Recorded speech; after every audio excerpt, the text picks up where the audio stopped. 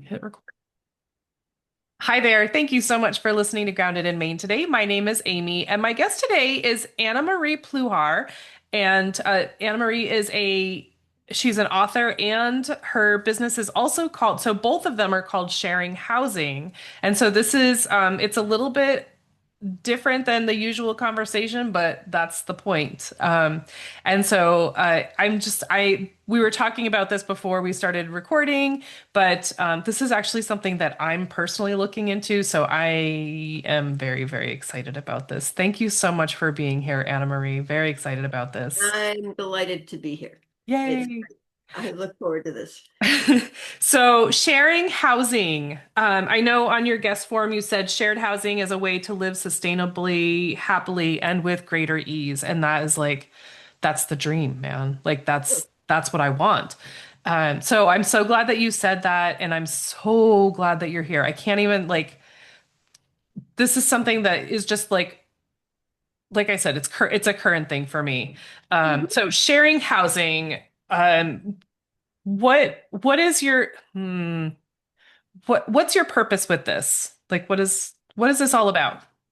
So what this is all about, it's been an interesting little journey, because I didn't kind of it just sort of started with a germ of an idea. I'll get back to that in a minute. But at this point, what this is about is the fact that there are so many people in our country who can't afford their housing, who are lonely, who are overwhelmed with all of the tasks of living, who are worried about living sustainably. And there's like this really easy, haha solution. I often say to people, I'm just trying to convince people to live together. Easy to say, Right. complex to do. Yeah. Okay. But it's just kind of a mission for me, a sense that the universe is asking me to do this work here. Awesome. Oh my gosh. Okay. And so my next question, how did you get here? Yes, that's like, why, huh? Okay, so I am of a certain age. When we were in college, I lived in shared housing that the school actually owned. Okay, very interesting. So we lived in the townhouse sophomore year, and I lived, and junior year I lived in townhouses with four classmates, four friends. And the school took care of the rent and the utilities and all of that. But we had to deal with food, shopping, cooking for ourselves, and the telephone bill, Hmm. cell Right. phones.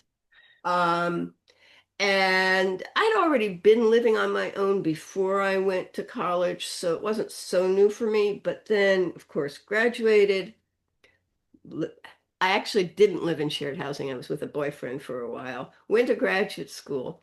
And after graduate school, I was like, okay, where am I going to live now? And I'm like, I don't like to live alone. I don't like to spend all that money. And I convinced two friends to come and live with me in what was a four-bedroom apartment that I adored. Mm.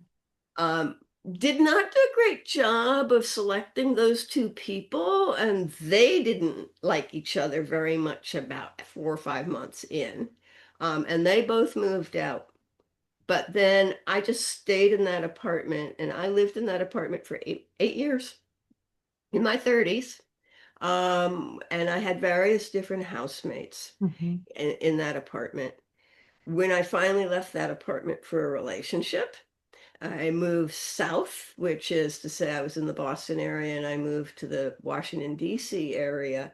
And when that relationship broke up, I moved in with a single mom and her 4-year-old son, who I knew through my community, and she needed a housemate. Genius. And then a year later, or a year and a half later, her boyfriend came back from being overseas, and he came back, and I'm like, okay, time for me to move. What am I going to do now? And I was like, well, yeah, I don't want to spend all that money to live by myself.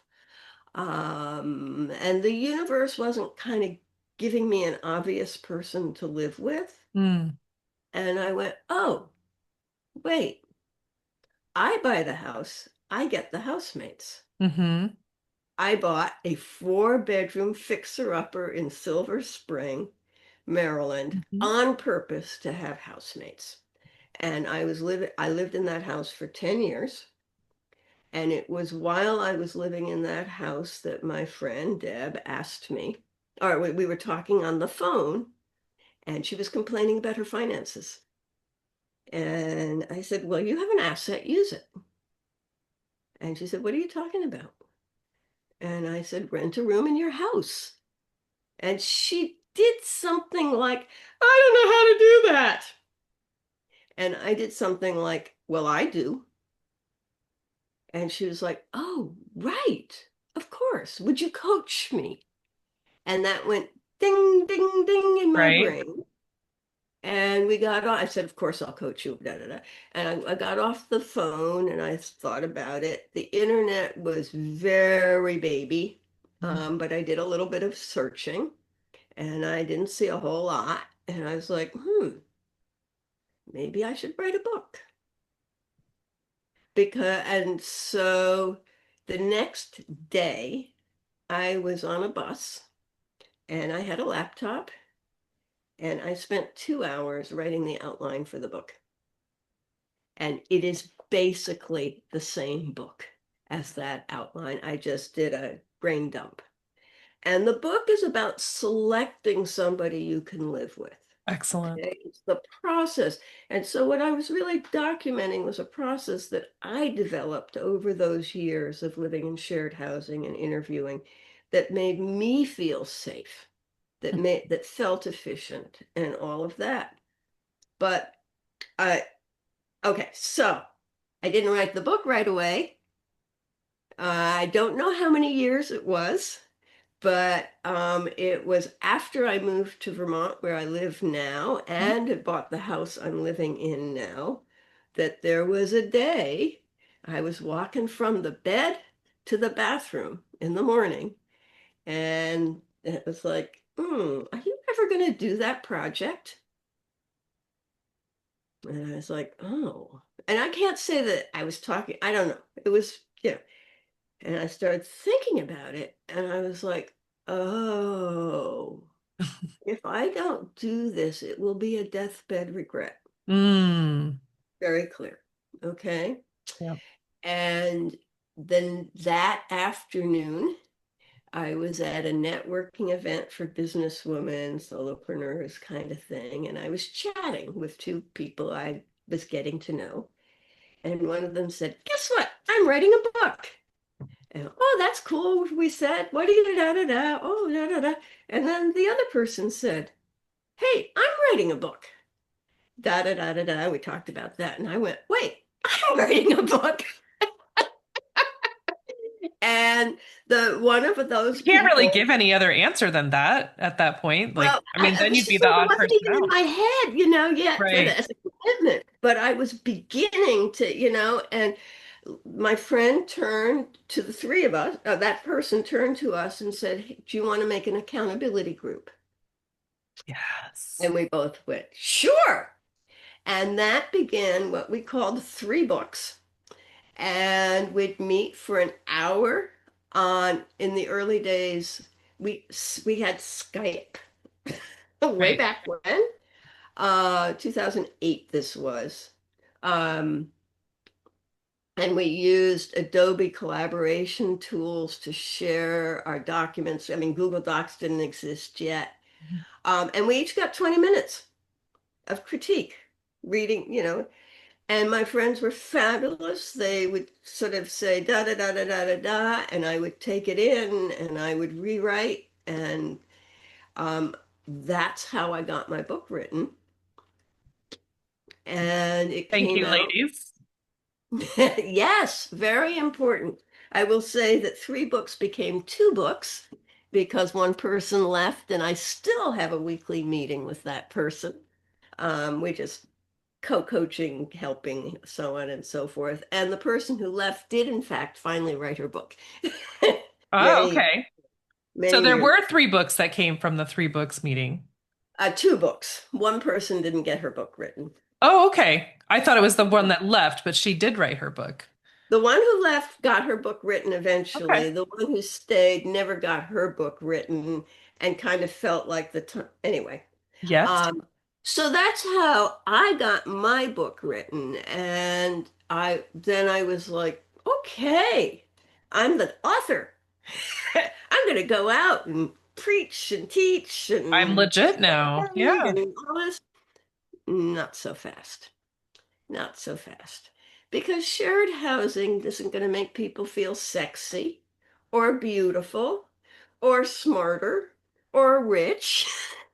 I mean, it doesn't have that kind of sparkle for people so that they're, and what I found was true when I first started out, was that people just had this kind of people who started to think about shared housing were already feeling so broke that they couldn't imagine spending money Yeah, I for hear help, that. right? Things have changed a lot. COVID changed things tremendously because I think people living alone realized, oh, This is I not really great. am Yeah. alone.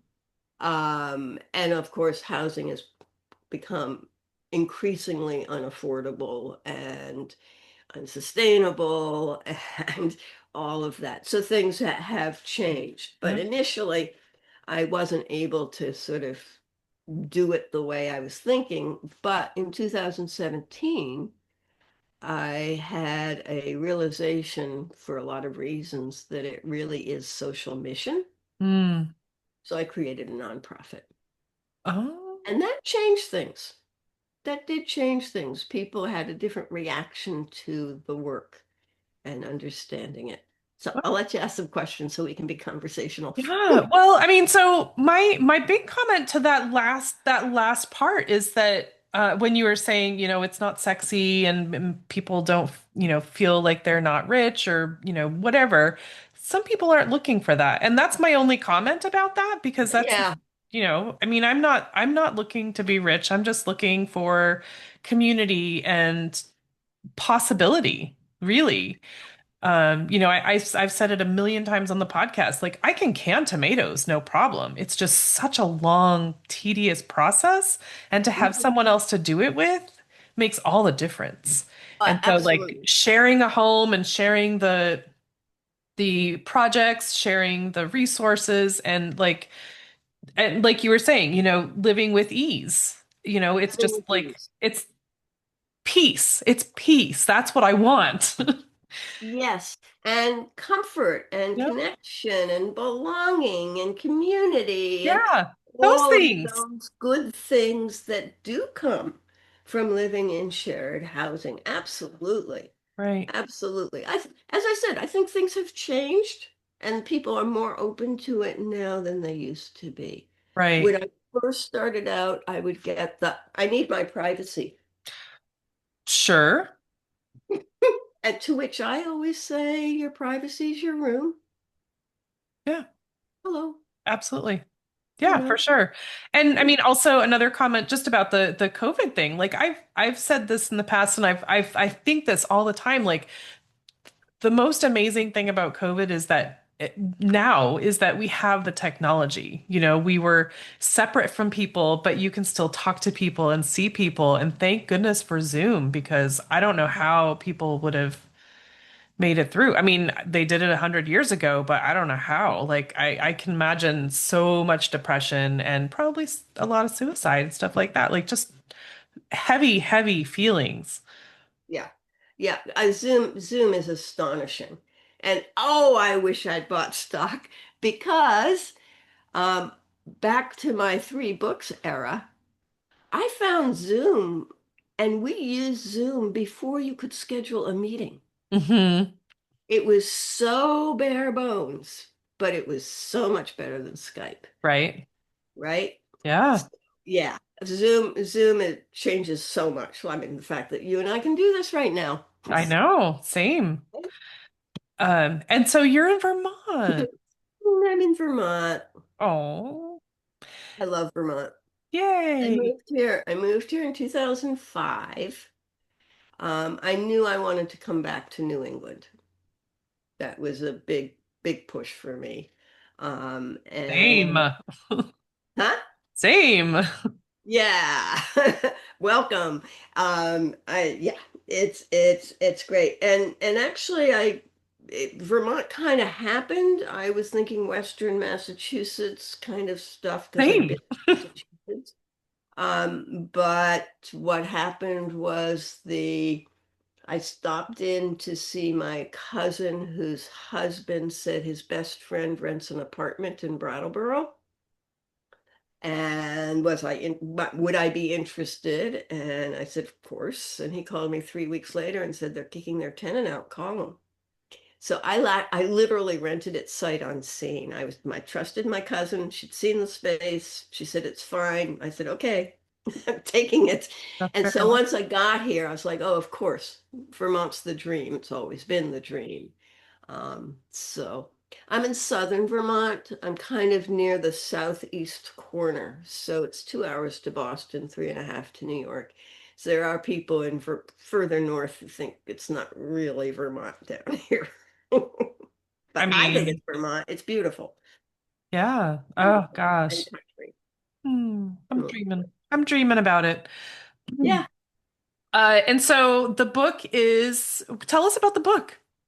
So the book is called Sharing Housing, a guidebook for finding and keeping good housemates. And it is quite literally the selection process, a whole step by step. What do you do first? What do you do second? How do you pay attention to this? How do you pay attention to that? And I've had people who say, yeah, okay, so what's new? And then I've had people say, oh, there's so much in here I never would have thought of. So, um, and then I created an interviewing guide to go with it.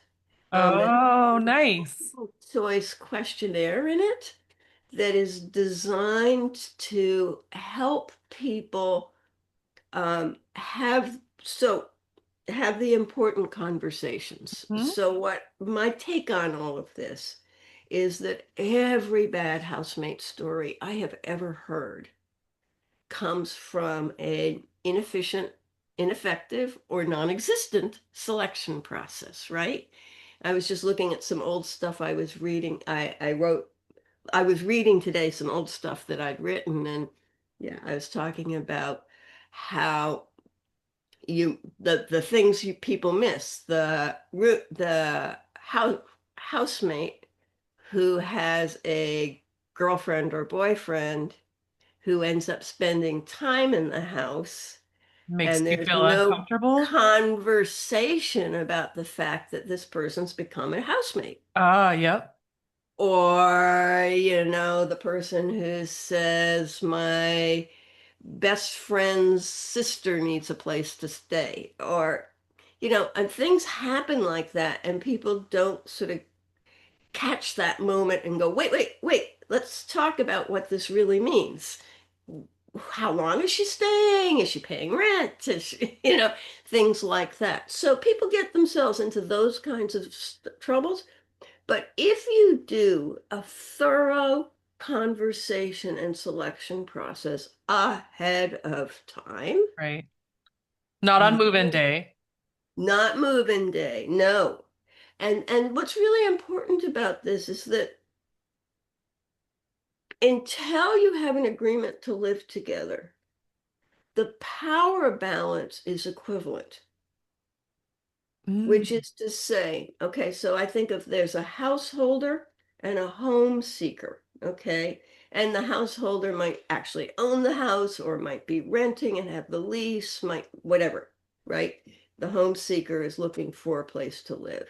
mm, When they're in this conversation before they've agreed together, they have equal power. mm-hmm. The householder wants to have somebody move in. The home seeker wants to be able to move in, but both people want to be smart and make sure that it's a fit. So, for instance, I do have a housemate right now, and he moved in April. So it's been 7 months. And one in the process, I used Craigslist. Who knew? I was like, I can't believe I'm using Craigslist, but I used Craigslist. Craigslist has the great advantage that you are anonymous until you choose to share your contact Okay. information. This is a real benefit because that means that you, anyway. So my housemate saw my ad. We had a little back and forth by email. I was checking to make sure that we understood the must-haves and the can't live withs. Those are the essential guardrails for Hmm. each person. But he passed those, no red flags. So we got on the phone and we were talking and checking. And he said, wait, what's this thing about no TV? This might be a deal breaker. Okay. And I said, I don't like the sound of TV. I don't like it in my common spaces. I just don't like it. He said, how do you feel about sports? And I said, what kind of sports? He said, football and golf. I said, oh, that's fine. And that why? Because my now deceased partner, who died 2 years ago, which is part of my story here, that's what he watched. Okay. Literally. He didn't watch baseball, hockey, basketball, tennis. He watched football and golf. And here was this Wow. potential housemate, and that's what he wanted to watch. And I was just like, oh, I That would be spent, familiar. it's familiar. I know it. And oh, by the way, it's great for knitting. Yes. It's great for knitting. And Yeah. what has happened is it turns out he's a real football buff. And about 6 weeks ago, as the weather was getting chilly, I said to him, he put a TV in his room right away, you know. Um, but I have one upstairs because my partner had one, and so I kept it and can watch movies, whatever. And I said to the housemate, I said, I'd probably be okay with football upstairs with the fire going because there's a wood stove right next to it. And this is what's happening, you know. And oh, it's Saturday night and Sunday night and Monday night and Thursday night. I'll be happy when football season's over, but he's happy, and that's fine with me, right? This is the give and take that you do. I mean, do you have like hours that are okay for, I mean, I'm just curious. Yeah, go ahead. These are great questions. I mean, as far as like the sports, because I would be like, I'm not watching 7 hours of football. I'm not, I can't. Oh, Like, I can leave the room. true You know, story. I'm downstairs right now. I'm in my office. I have Mhm. my own bedroom. I get Yeah. there's space. But like a common room where there's a TV, that type of thing, granted, I mean, you can leave, but at the same time, I'd be like, I am on my couch. I am cuddled up, but I am done with this. That's interesting. We'll see. We'll see. Yeah. I mean, here we are in November, but I'm going away next weekend, so I'll be doing other things. Right. Um, I mean, winters are long and they're dark. Winters are long and dark. We have had a conversation about watching movies, which I would do. Oh, right. Oh my goodness. I would be like, just everyone have their own TV in their own room. Like, I don't, And I hate the I whole want, like, I want the company. I want the yeah. Oh, absolutely. stuff. But there's Um, no interaction when there's a TV, like, right? oh, but if you're watching a TV series, this is what my partner and I have done in the past. If we go through, then we end up talking about the characters, or talking about the plot line, or it's Mhm. just another piece like that. Um, yeah, it'll be interesting to see whether I get tired of it. But I came home one night early evening, and he had the news on, and I was kind of like, oh, I forget exactly what I said, but I said something. He knew This I is wasn't. not football. I forget what I said, but Yeah. he sort of went, "It's the news," and I was like, "Yeah, no." I That was not on watch the TV approved news. list of You know, two. I happen to know because of other work I've done that the amount of content in a half an hour TV news show is equivalent to half a page of newsprint. Oof. Yeah. There's a reason why we're in as much trouble as we're in. Yeah. Yeah. Okay. So could you give a couple of suggestions what someone could hypothetically, if someone was looking into something like this? Oh, asking for a friend. No one's specific.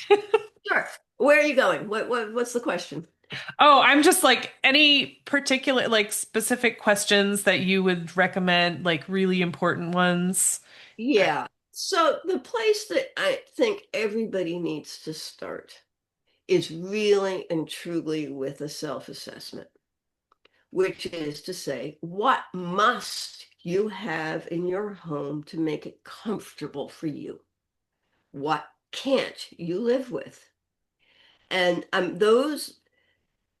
when I teach this, I try to make sure people understand that they're not supposed to come up with them just to have them. Hmm.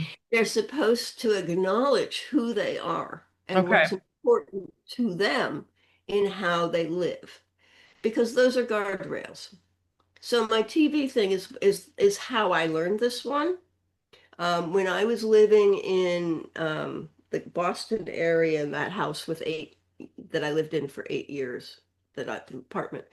Um, the first year, my two friends, I went away for a month and I came back and they weren't talking to each other. And they would just sit in front of the TV every night. Oh my And gosh. I hated it. So when they moved out, they both moved out in the same month. No I more decided TV. no TV, no TV. And in those days, you could do an ad. The cheapest ad was 27 words in the local leftist paper.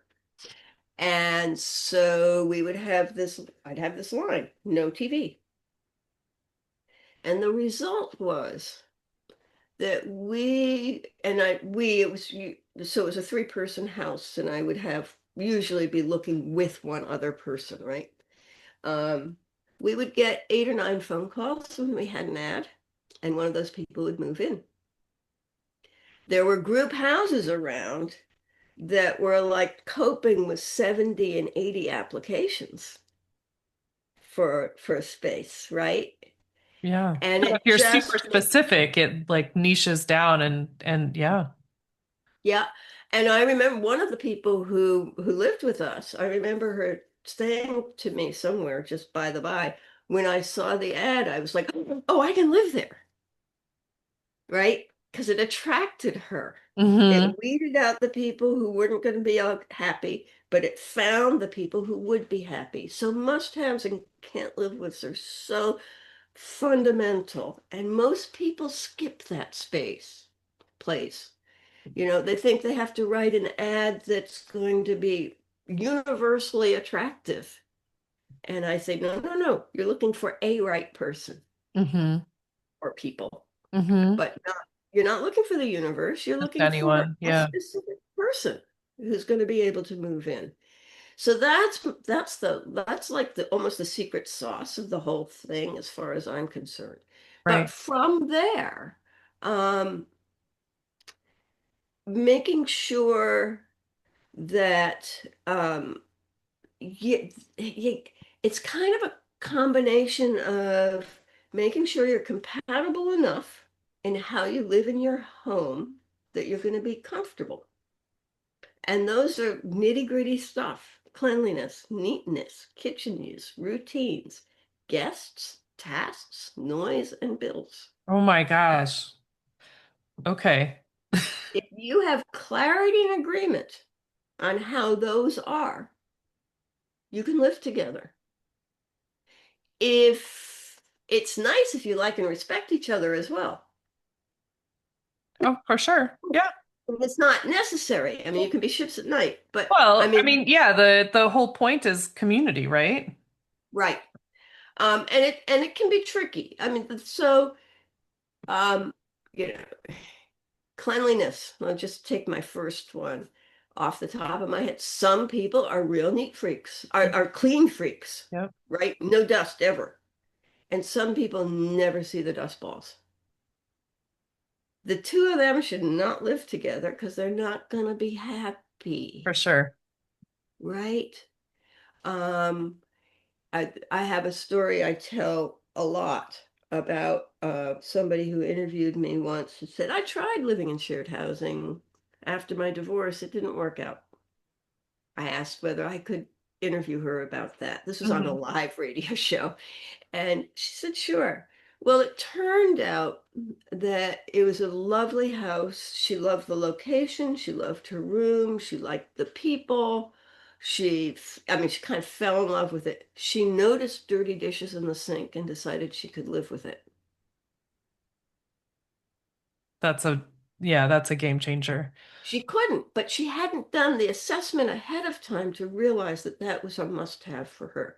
And so it became a, a source of tension because once she joined the household, she thought she had a right to her standard. Mm, But of course, she's the newcomer. So the right. household's like, this is who we are. No, don't get to make new rules on us. So, Got it. so it makes real sense to get to that clarity and agreement about those things ahead of time because you Mm, can also negotiate. right. Like Michael and After I, the fact. well, my example with my housemate, Right. right? That was during our interview. Okay. And I'm like, yeah, I can handle football and golf, right? But if So but if you are not okay with those, you would just say that has to be in your room. Like I just no TV. if it had not been okay with me, it might have been a deal breaker. Hmm. It might have been a deal breaker. I mean, Right. he said it. And you have to be willing to let it go. You have to be not go, oh, I guess I could live with it. Hmm. Because if it's a must-have or a can't live with, you're not going to be happy long term. Okay? Right. And can I ask you on that with this thread, like do you sign things? No, it doesn't go in writing. You're just very specific and it's a verbal contract basically. personally, that's what I've always done. I know that there are people who really like to see things documented, and so I think it's situational for different people. Hmm. Um, I don't think it's a bad idea to write it down. I just never have. Yeah. Well, I would But think that if it's not written down, if things don't work out, you're not stuck. right, Because if it's just like a personality thing, you can't say no. I mean, if it's a verbal thing, you can say, this is just really not working, right. and there's nothing tying anyone to anything. Bingo. Got it. Bingo. Okay. Bingo. I have never done leases or that kind of stuff, partly because I think that this is such a private arrangement, actually. I've Hmm. started using that word, that getting the legal system in it is somehow muddies the waters in a way. Isn't that Um, interesting? I mean, it makes sense. I get that. yeah, It's a more personal situation, really. I mean, because exactly. it's just like sharing, but um, not really sure where my words are going to go with that, but like sh sharing would not warrant paperwork. Yeah, somehow something like that. Um, I do want to say that um, it is one of my principles. So I started thinking about, well, what makes housing work? What makes shared housing work? And I basically came up with the idea that there are four guidelines, Oh, just four. First one is the golden rule that you adapt for each other. You've taken care of the big stuff in your interview. You know that you're okay on the big stuff. Hmm. But beyond that, as you get to know each other, as you get to live together, you adapt to help each other be comfortable, Hmm. right? So for instance, it would not have made me feel comfortable to insist that my housemate only watch his football downstairs. That would have made me uncomfortable in an interesting way. Okay. But I'm sort of coming up with that as an example off the top of my head. Yeah. We've been using it. Um, so being able to flex and adapt your behavior if your housemate says, oh, this doesn't work for me, is a good thing to do. And oh, by the way, every single major religion talks about that as the primary thing you should be doing in the world. Um, the second principle is what I call do it while it's easy. Huh. And that's an Annamarie formulation, and it's called speak up when something is a little nit before it becomes a big one. Okay. Don't let things build up. Don't let things build up.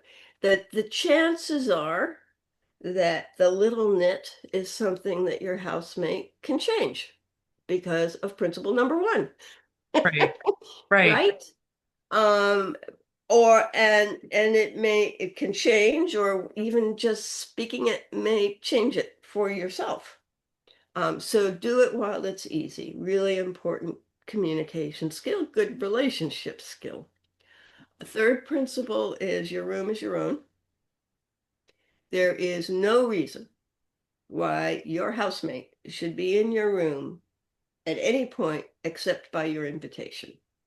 And that's really important. That's how people have privacy in Hmm. group settings and in Sure. shared housing settings.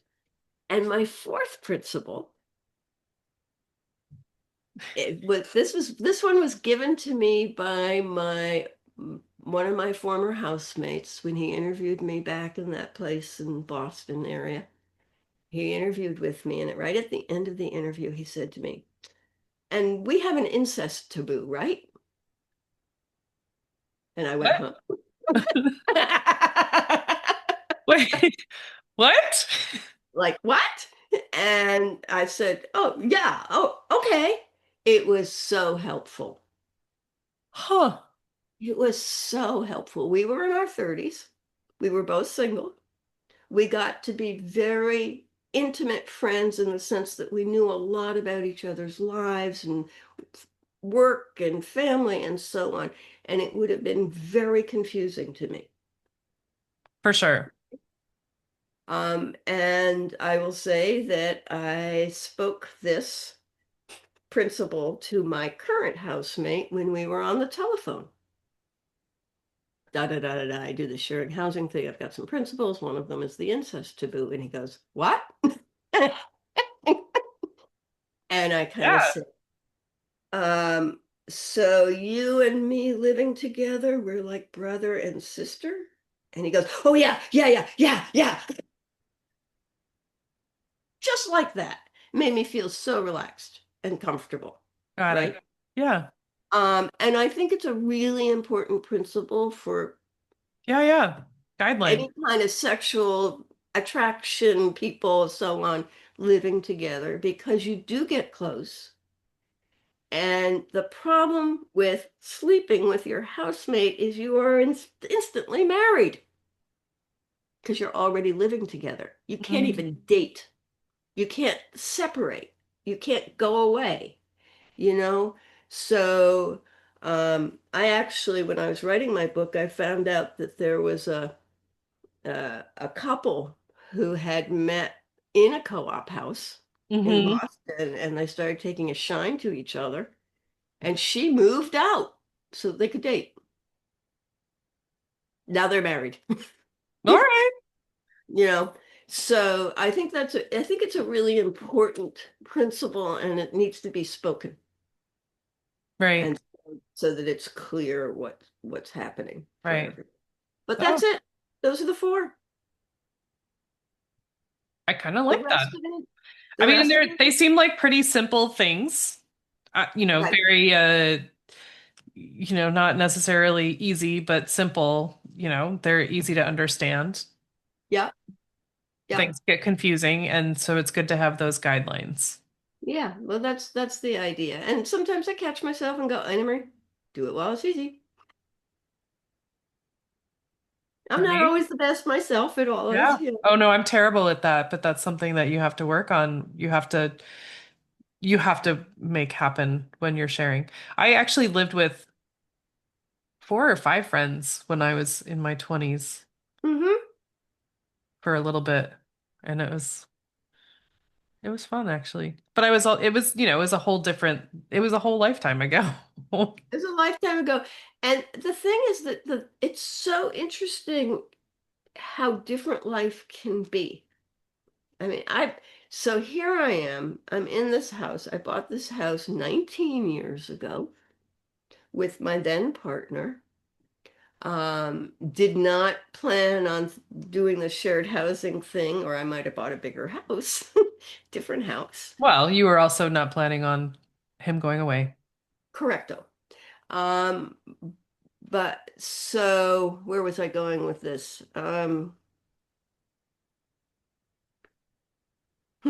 You bought the Oh, house 19 years ago. I know what it was. So after he died, I'm living alone for the first time in forever, Mm, in forever, right? Um, and I don't like it. I really clear, and I would have, and I think perhaps people listening might recognize this. I would have these moments, these times. I would walk through the front door, and I'd think, okay, when's the next time I'm going to see somebody? Saturday mornings for Uh, me. right? And then the work it takes to have a social connection. Who am I going to call to have lunch, breakfast? Who can I call? Oh, and then the number of texts to find a time and a date. I Texts, emails, phone call. It's just A lot of back and forth, yeah. a lot of back and forth. We and people in our world now are talking about the lack of what we call third spaces. You heard this one? Third spaces. Yeah. Home is the first space, work is the second space. Third space is where do you get to go hang out? Okay, As a society, we don't have good places for people to hang, true. to just show up and visit with people. Right. Well, I mean, it used to be like I know when I was younger, we could do like I was younger, we would do like Denny's at like 11 Yes. p.m. or something like that, something inexpensive, but you can be social and it's not like super um formal. Um but I mean that like the other option these days is, a restaurant or like a bar. You can't go to Coffee concerts because Mondays. concerts are super expensive and loud. You can't have a conversation. Yeah. Yeah.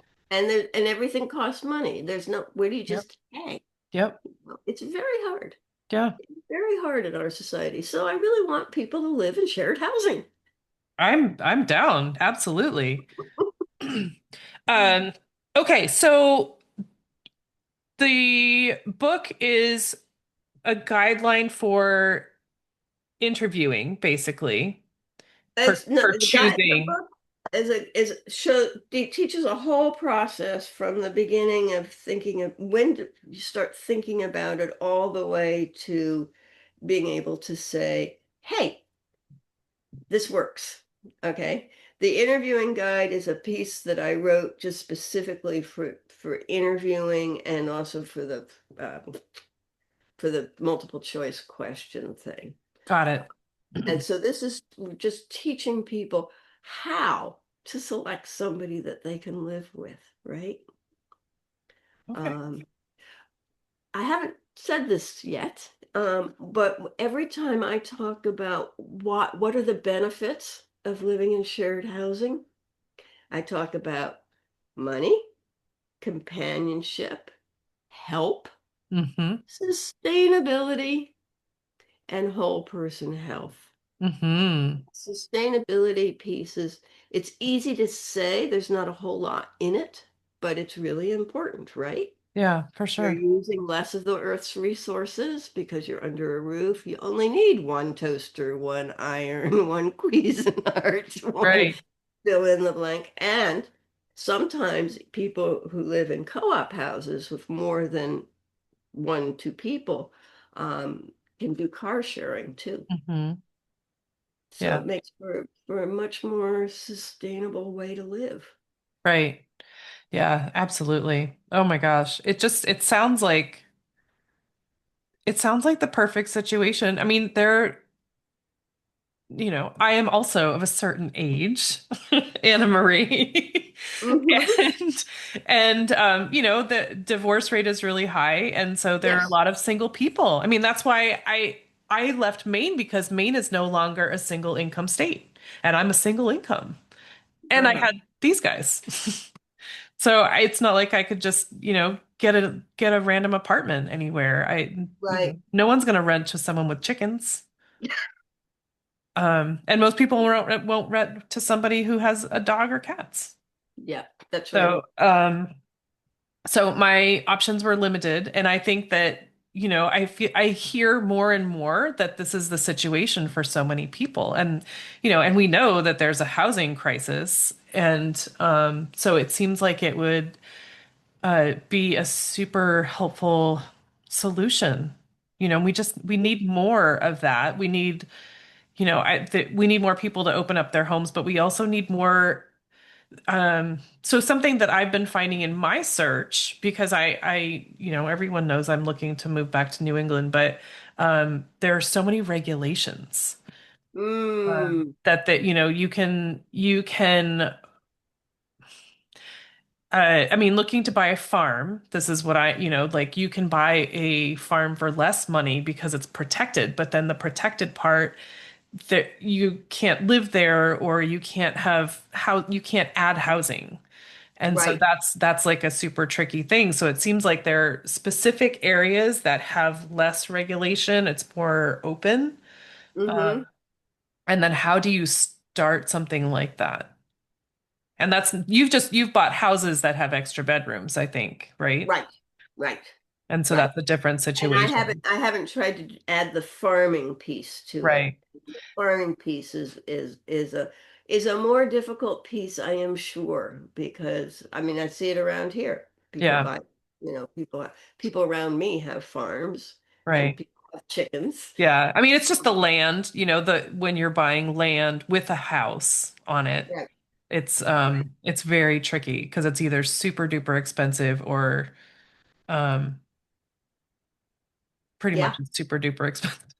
Pretty much super duper expensive, right? But I know, like, there's a story about a lady in Texas who bought this huge plot of land and is having, you know, other ladies move in with their tiny homes or Yeah, tents that's or nice for whatever. Texas. Yeah, that was a good piece. That I congratulations to the author who the journalist who found that. That was a really good piece. And of course, tiny houses can work in Texas, but I don't think would work in New England very Right. well. Well, I mean, again, there are a lot of places in New England that don't allow tiny homes, Yeah, yeah, which is yucky. But and so um I have a friend, Debbie, who she lives in Maine, and most winters she'll like take off in her car, like just drive, and she'll like car camp.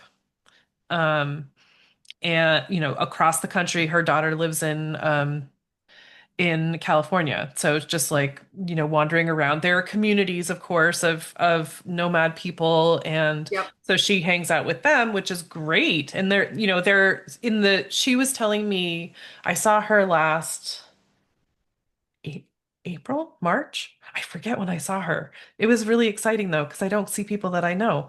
Um, so she said south of Virginia, where I am, um, it's a lot easier to just like pull over at a rest area or whatever and sleep for the night.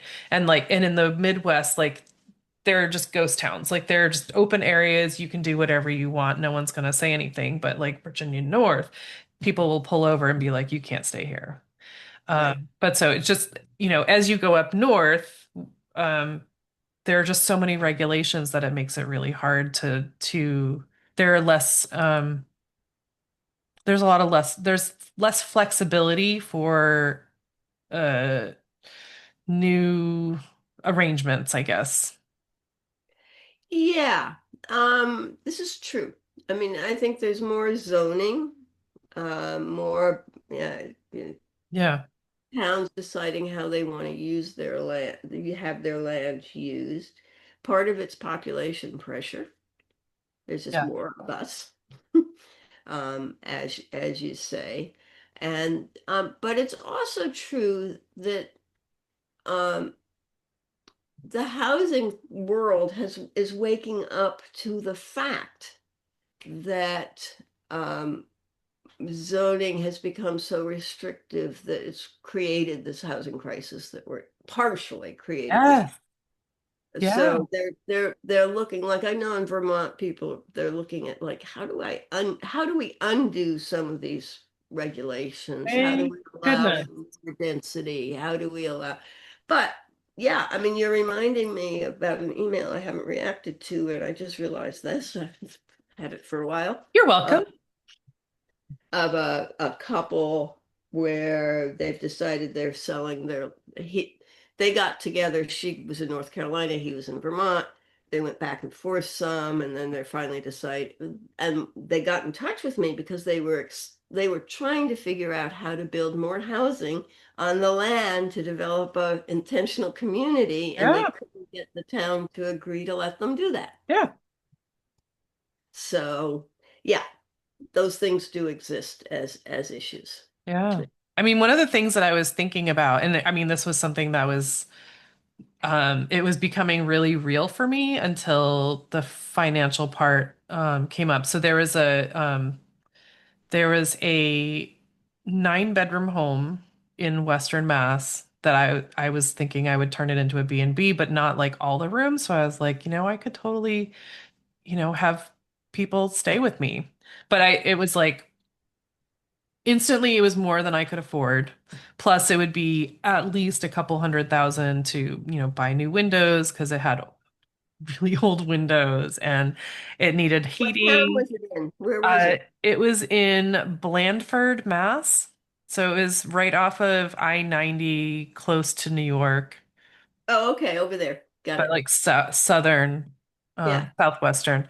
But I mean, it's already been bought out from under me, not out from under me. I didn't really have a chance, I don't think, but just that I, the idea was it was becoming so real for me.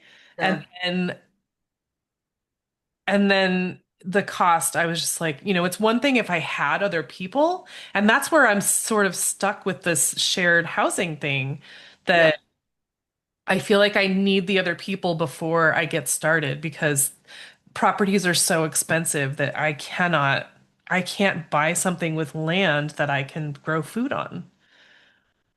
So, I'm thinking I've got two contacts for you. We'll see. Okay. We'll see. Okay, so this is fascinating and note to self, Amy, get that book. I Okay because this is then. or maybe I will say, as far as I know, I'm still the only person, the only source around for how do you do this? yeah. I mean, I haven't not seen a lot of it. And I'm glad to know that you've seen the same sort of situation with the regulations and the zoning thing. Like Oh yeah, it seems I'm glad that Vermont is starting to look at it being the part of the problem. yeah, And of course in New England, like it's not like people can just live outside if they don't have a place to live. It's too dang cold or yeah, hot. yeah. That's Um, that's right. so hopefully everyone else will fall in line and be like, we need to open this up a little bit because look at all these people that are We're priced out of working on homes. we're working on it, trying. Yeah. Yeah. Anyway, this is I'm so glad that you connected with me. I'm glad to have found you. I'm This is part thrilled. this is part of my effort. I just feel like I should be talking to more and more people because people just need to hear this idea They need to hear the possibility and and you know, understand that it's a win-win yeah. and they're not wrong. I mean, I think a lot of people have a little dream and they think, oh, it's just me. How could I possibly, And there are more people dreaming about this. Hmm. There really are. It's true. I mean, there are a lot of people that are interested in this, but the I mean, back to that same problem. Like, I don't want to live in Texas Right. or, Right. in the Midwest, and nothing against the Midwest, but like I don't That's have not where people you want there. to be home. I don't Yeah. have people there. Right. And so, that's just, I guess that's my own problem that I want to be where it's really expensive. And there are lots of regulations, but maybe they'll open things up and make it easier Right. but anyway, I love this. I'm so glad just to hear you say these words because like I said, this has been a dream of mine, and it just like how to make it happen is it's the sort of the missing piece. Right. And Right. so, um, I I need to ask you because I ask everybody on the podcast, what does the word sustainability mean to you, Anna Marie? Oh, Oh, it means so many things. Um, to me, it's the umbrella term for how we can live in a way that we're not abusing our world, and we abuse it. mhm, And I have walked around saying, hey, I wonder if the Genesis phrase, instead of saying, and God gave man dominion over the birds and the beasts and the so on and so forth, but rather care of mhm. how things might have evolved Oh, differently. just that one word, that one phrase, and people just like take that and run with it. Right. Hmm. It's for me, I mean, there's so many ways that we are unsustainable, Yeah. but the human spirit is strong, and may we win in the long run to having a sustainable world, Yeah. Yeah. an awakened world. Right? Oh my goodness. Don't get I me started. I know, right? Same, I know. And I know some people are like, where do I even start? But I think that's beautiful. I think it's perfect. So if somebody wants to learn more, if they're interested in sharing housing, and they are like, I need to get that book, I need to learn more from Anna Marie, how can we find you? All right. The website is sharinghousing.com. Okay. I also have a website which is sharinghousing.org, which is the nonprofit face, and eventually we're going to bring them together. But for now, sharinghousing.com. I've got a shop that's got books. I do a free Q&A once a month. People find out how to register for it by joining my newsletter list, Oh, I which think I just did that. oh, good. Now it's on the front page of my website, the newsletter list. And I teach a Zoom class. So far, I've been doing it twice a year, but it's 4 sessions, and it just teaches the process. I have an online class that teaches the process. This stuff's not rocket science, but sometimes people learn by looking at videos online. Sometimes people like to have a conversation with other participants, or sometimes people want to read by themselves. Hmm. I'm just trying to find all kinds of ways for people to feel empowered to find good housemates for themselves. Oh, that's so important. And I mean, I love that you said, first do a self-assessment. That's like, that's going to be a game changer for everyone, I think. What you need to have, what you must have, and then what can't you live with. So you just need to put your foot down and say, this is non-negotiable. This is not negotiable for me, If and if that doesn't work for you, then this isn't going to work for us. right, right. Okay. I mean, is there any other message that we neglected to talk about that you want to? Nope, I just, I will feel very successful. This will never happen in my lifetime. When people look at each other, look at somebody and go, "Why do you live alone?" Mm, Right? Real very, game changer. Real yeah. game. I mean, I But imagine that it would, I mean, just having people around is it's so good for the soul just to have, sometimes to have voices, to have someone to do stuff with, someone absolutely. like I know one of the things that I always think about is, if I need to go away, I've got a pet sitter. And Exactly. vice versa, that type of thing. And so that was another thing that I was thinking while you were talking. I was like, what if someone is an animal lover and they're like, I'm just sitting? I mean, for me, that would be like, as long as they get along with mine. Right. But then some people would be like, I mean, I've had so many people in Virginia here that are like, oh, I'm allergic to cats. Oh, I'm allergic to dogs. I'm like, what? What? Yeah. I've never I met will so many say people with pet allergies. current housemate is allergic to cats. It makes me very sad. I don't have a cat anymore right now. And my dog died 3 weeks after he moved in. He's a Oh. dog lover, so we'll have something happening. But he's actually waiting for me to feed me dinner. Oh, nice. Oh, that's such a perk. It is such a perk. That's a win if I ever met one. Yeah.